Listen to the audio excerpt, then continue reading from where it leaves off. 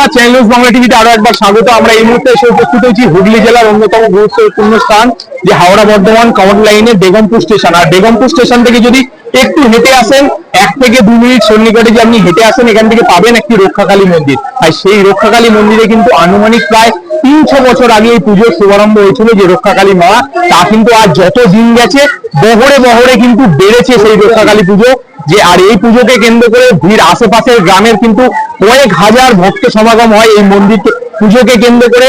এবং লাইটিং এর যে সমস্ত লাইট দেখছেন চন্দ্রনগরের আলোয় আলোকিত হচ্ছে গোটা বেগমপুর। তার এই মুহূর্তে দেখছেন ডন্ডি যেমন পেছনে কিন্তু শুরু হয়ে গেছে।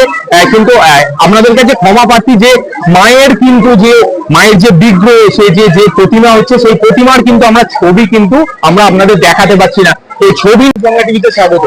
আমাদের ধন্যবাদ। এবছরে মোটামুটি আনুমানিক কত বছর হচ্ছে? 300 প্লাস, আমরা 300 প্লাস ধরে চলছি, মানে আর মানে এক্সাক্ট মানে সংখ্যাটা আমাদের জানা নেই, তো আমরা 300 বছরের অধিক পুরনো এটাই জেনে এসেছি। ইতিহাসটা শুনলে বোঝা যায় যে এই জায়গায় একসময় নাকি শ্মশান ছিল। হ্যাঁ, আমরা মানে আমার যে আরো তার পূর্বপুরুষ থেকে আমরা জেনেছি যে কোনো এক সময় এখানে যে আজকে যেখানে মন্দির দেখছেন সেখানে কোনো সময় একটা শ্মশান ছিল। তো তখন মা নাকি ছোট বালিকা বেশে এখানে যাওয়া ছোট বাচ্চা থাকে তার সাথে খেলাধুলো করতো।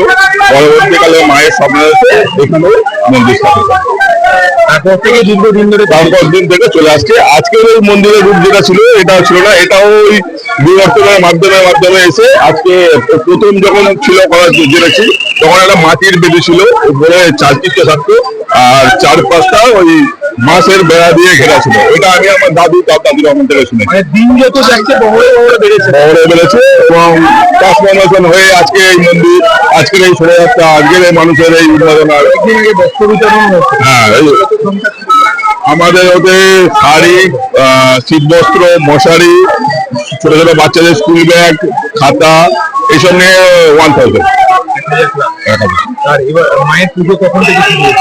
মায়ের পুজো শুরু হবে 11টার পরে। আমরা মা মন্দিরে ঢুকবে 11টার সময়, তো 11টার পর থেকেই মায়ের পুজো শুরু হবে। তো এখন পুজো দেওয়া যারা আসছেন দর্শনার্থীরা পুজো দিচ্ছেন, পুজো মানে এখন থেকে পুজো নেওয়া শুরু হয়ে গেছে, এটা এখন চলবে মা আসা পর্যন্ত। মায়ের কাছে কি প্রার্থনা থাকছে, বিশেষ কি প্রার্থনা থাকছে? মায়ের কাছে প্রার্থনা তো আছেই, মানে সকলের তো যে যার নিজস্ব মানসিকতা চাইবেই। তো পূজা কমিটির সম্পাদক হিসাবে গ্রামবাসীর উদ্দেশ্যে বলছি যে মানে আজকের দিনে সব থেকে বড় সবাই যেন সুস্থ থাকে। আমি বলবো সবাইকে মা বড়লোক করে দিক, সবাইকে করে দিক। আমি বলবো শুধু বুদ্ধি দিক, স্বাস্থ্য দিক এবং সকলের সাথে সুসম্পর্ক গড়ে ওঠে। গ্রামের মানুষের মধ্যে সবাইকার কাছে একটা সম্পর্ক থাকে, সেটা আমি চাইবো। মা যেন সবাইকে সুবুদ্ধি দিক, সুস্বাস্থ্য দিক এবং কর্ম দিক। মাহাত্ম্য তো অনেক আছে। এরকম ধরনের কোনো ঘটনা ঘটেছিল যেখান থেকে গায়ে শিহরণ যাবেন এবং পরবর্তীকাল থেকে এইটাই মেনে চলা হয়? শিহরণ জায়গাটা বলতে আমি একটা ঘটনার কথা আমি বলতে পারি, তো যেটা আছে মানে যেখানে আমাদের মাকে তৈরি করা হয়, তো আমাদের এই মায়ের নির্মাণ কিন্তু একটা বিশেষ পদ্ধতিতে হয়।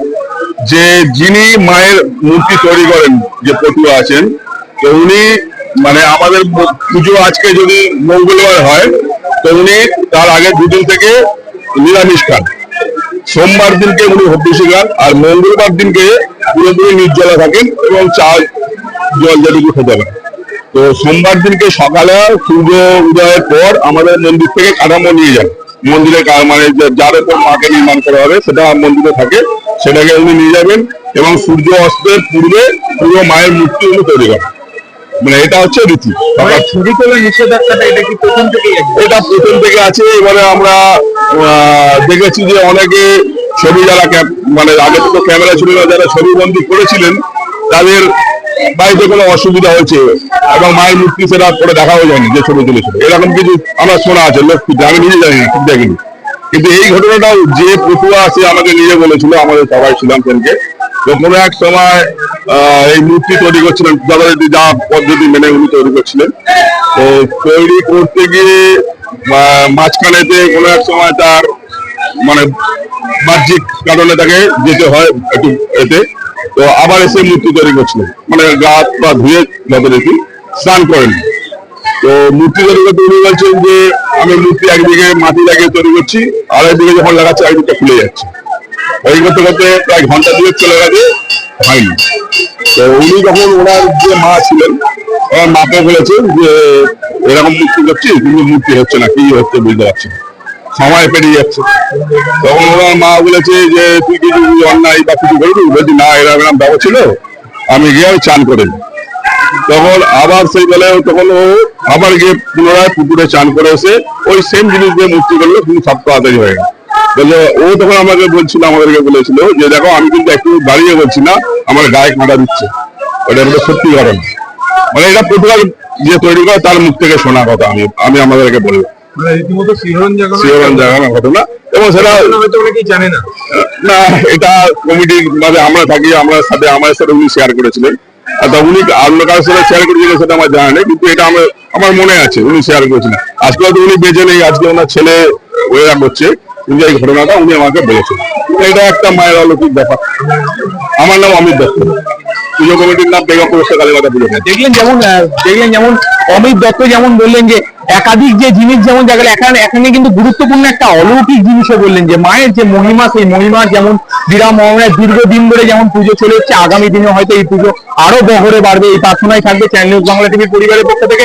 আর এই বিষয় নিয়ে আপনারা কি জানাচ্ছেন জানান কমেন্ট বক্সে। ক্যামেরা সৌমেনের সাথে সোমনাথের রিপোর্ট, channel news Bangla TV, Begampur. মানত আছে, কোথা থেকে আসছেন? বেগমপুর থেকে। এখান থেকে আসছেন। আমাদের মানবজনটি শেষ হয়ে গেছে, কতগুলো আছে? একটাই। একটাই। আর মানবজনটির কেউ নেই। আইলিলা। আপনারা Stop. রাস্তাটা